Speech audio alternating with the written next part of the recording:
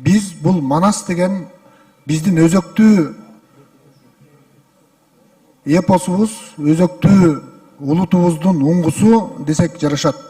Сиз туура айтып атасыз, Кудайберген агай. Манас бул биздин руханий дөөлөтүбүз.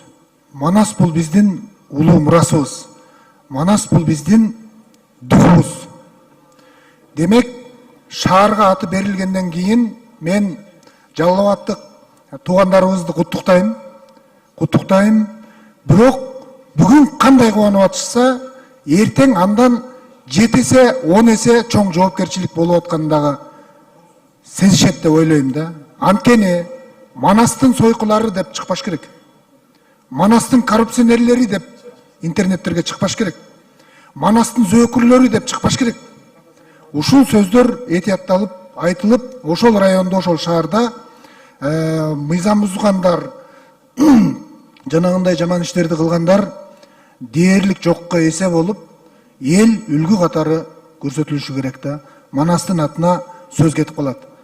Бул нерсени айтып коюу керек деп ойлойм мен.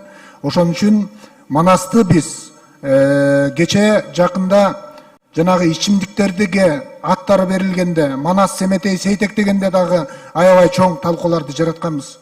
Манас ичимдикке коюлбаш керек деп. Бүгүнкү күндө мына шаарга кадырланып коюлуп атабы, демек шаардын тургундары, ошол эл, ошол журт Манастын аброюн дагы мындан нары таза сактауга милдеттүү деп ишенем мен. Ойлойм мен. Рахмат. Рахмат. Тименбаев Акылбек Тогузбаевичке берилет. Рахмат, Нурбек Өмүрбекович. Кудайберген Базарбаевич, коомдук талкуудан өттүбү? Өттү. Кандай сунуштар келди элдерден?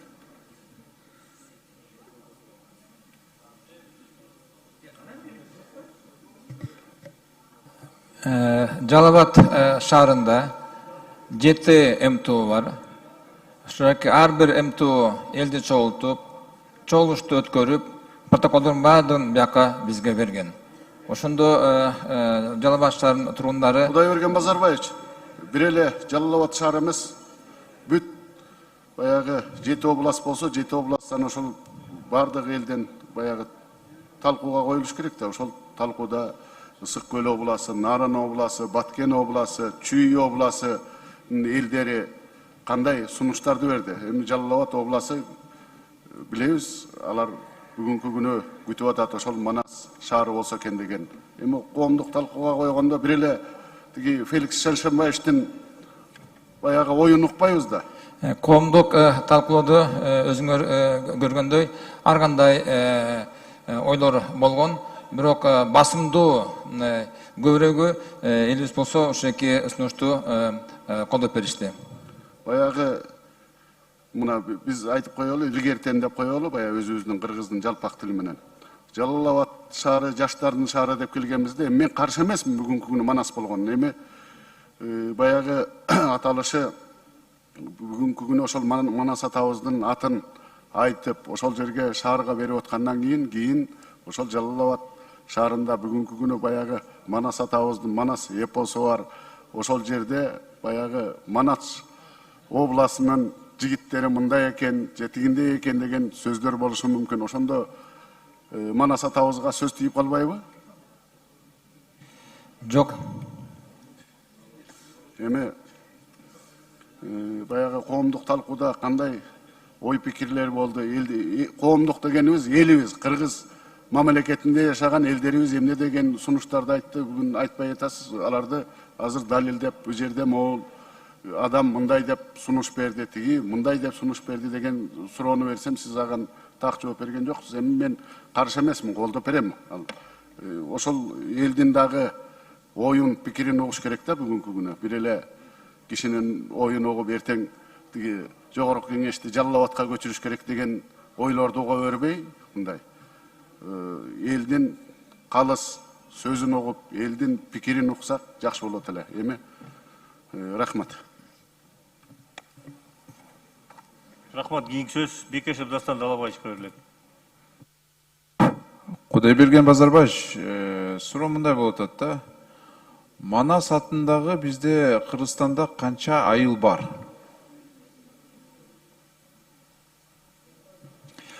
Манас атындагы бүгүнкү күндө бизде Талас областында бир район бар. Андан кийин республика боюнча 10 чакты айылдар бар. 10 чактуу. Канча көчө бар? Манас атындагы.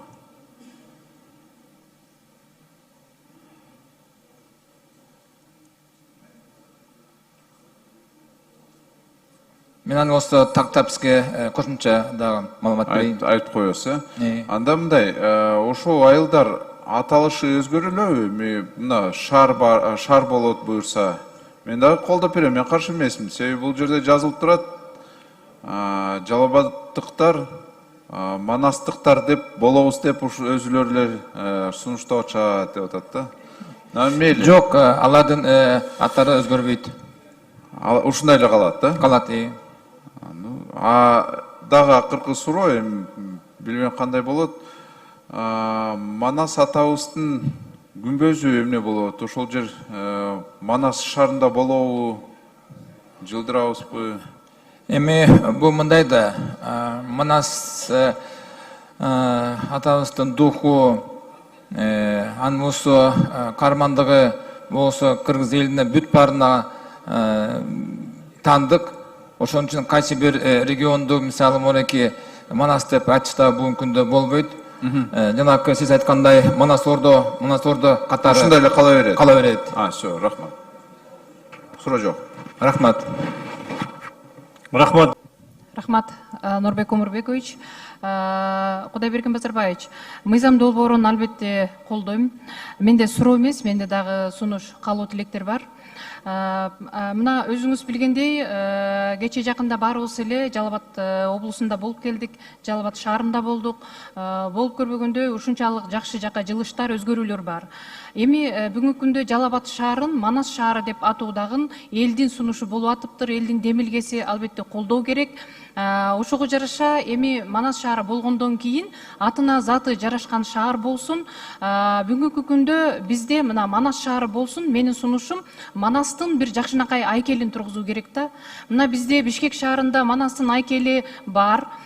Бирок биз бардык жердеги Манастын айкелинде Манастын образын биз согушкер катары гана берип атабыз да, бардык жерде ат чапкан кылычы менен Манастын образын беребиз. Ошол биздин элдин элесинде, кийинки муундун балдардын бардыгынын ошол аң сезиминде Манасты согушкер катары гана элестете алышат да. Ошондуктан мына менин сунушум Манас шаарында, жаңыдан аталган Манас шаарында Манастын хан образын берүү керек. Себеби Манас хан болгон, эл башкарган, айкөл ушул калыс Манастын образын бере турган бир жаңы ушул Манастын айкелин тургузуу керек да. Ат үстүндө эмес, ушул так үстүндө олтурган Манастын образын берүүнү мен ошол сунуш берет элем. Рахмат, Манастын мыйзам долбоорун колдойм. Рахмат. Урматтуу депутаттар, суроо жооп бүттү. Комитеттин корутундусун окуу үчүн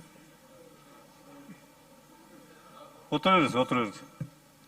Конституциялык мыйзамдар, мамлекеттик түзүлүш, сот укук маселелери жана жогорку кеңештин регламенти боюнча комитеттин төрайымы Султанбекова Чолпон Алыйымовага сөз берилет. Рахмат, Нурбек Өмүрбекович, урматтуу депутаттар. Комитеттин сын пикирлери, сунуштары мыйзам долбоорунун концепциясы боюнча жок. Ошон менен бирге комитет төмөнкү фракциялардын жана депутаттык топтордун бир эле мезгилде 3 окууда кароо жөнүндө чечимдери келип комитетке түштү. Ата журт Кыргызстан парламенттик фракциясы, элдик депутаттык топтун, Альянс парламенттик фракциясынын, Мекенчил депутаттык топтун, Ыйман Нуру парламенттик фракциясы, Ынтымак парламенттик фракциясы, Ишеним парламенттик фракциясынын чечимдери келип түштү. Аларды карап чыгып,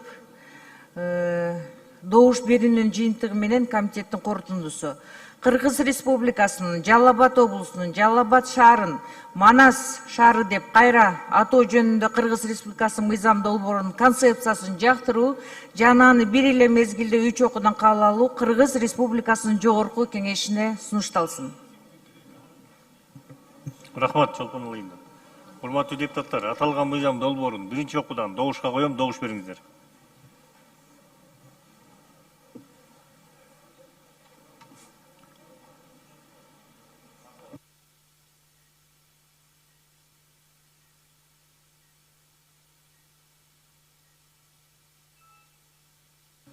Макул 81, каршы жок, баары 81, катталды 86.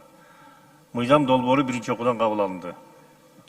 Урматтуу депутаттар, ушул эле мыйзамды экинчи окуудан добушка коем, добуш бериңиздер.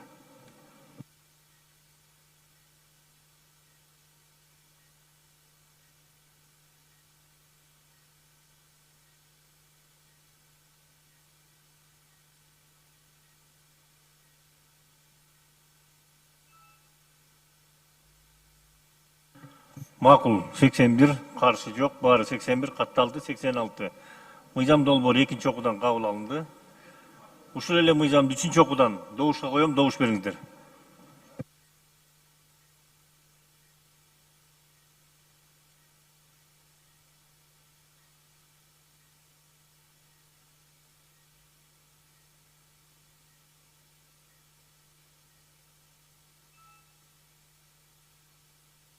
Макул 80, каршы жок, баары 80, катталды 86.